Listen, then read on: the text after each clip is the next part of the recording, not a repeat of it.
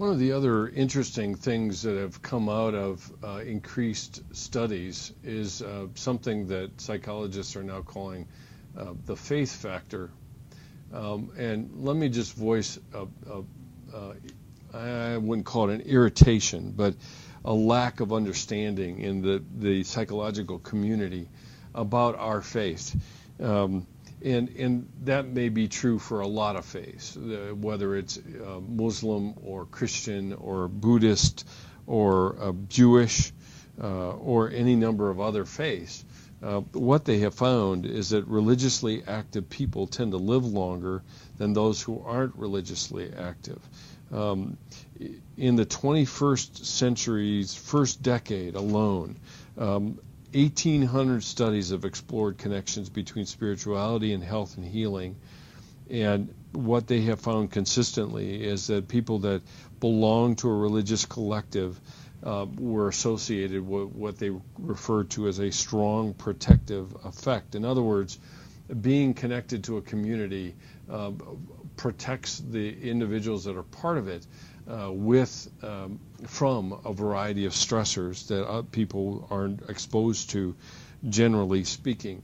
I think the thing to keep in mind, even when you look at the faith factor, is that it impacts us on a number of different levels.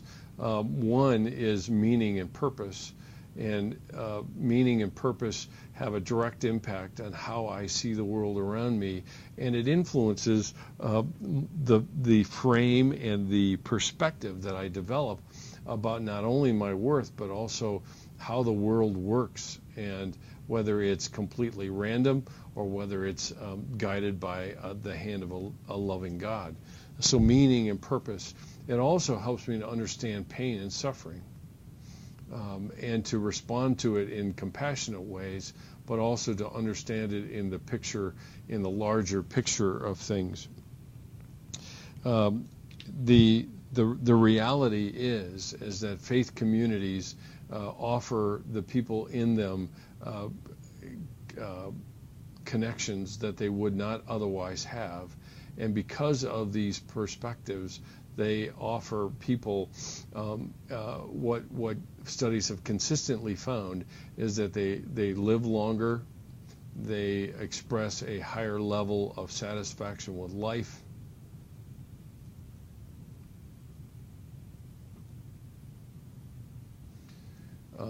and they oftentimes have this stress protecting quality about them with the people that are part of these communities, essentially.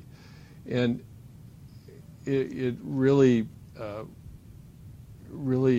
points out a key point about our faith that is not just, obviously it is inherently important in terms of the spiritual perspective and our world and how we see it, but it also has a direct impact, and the larger psychological community has begun to realize that indeed faith does play a part, a very valid part.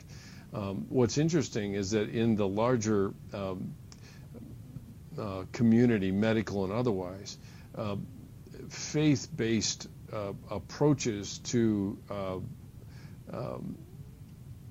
psychological healing, to psychology and counseling and so forth, has really actually increased in validity, although we get bashed a lot. I think Christianity in particular is getting singled out in our society today in remarkable ways, but essentially what religion or religious orientations bring with it is a emphasis on self-control. And that comes out of, and that's certainly one of the fruit of the Spirit in Christianity that Paul talks about, is that as I gain in my maturity and walk with Christ, I begin to exercise greater and greater levels of self-control. The other element that comes with it is social support. And the churches that have the greatest impact on people oftentimes have the most active social support networks in terms of recovery communities or recovery programs, if you will. What do I want to say? Community groups. Andy Stanley's church in Atlanta actively recruits people into community groups, and oftentimes they spend up to a year and a half in these groups, and sometimes they're themed, topic driven, sometimes they are not.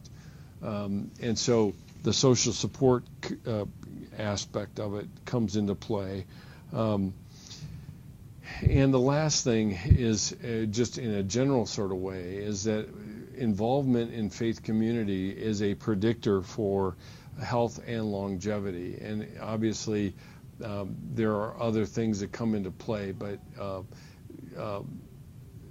our faith has a huge impact on our living, how we live our lives, and the impact that it has on our perspective regarding that. Generally, what you'll see, and it's in the particular figure or table that you see in your book, is that the risk of dying relative to others.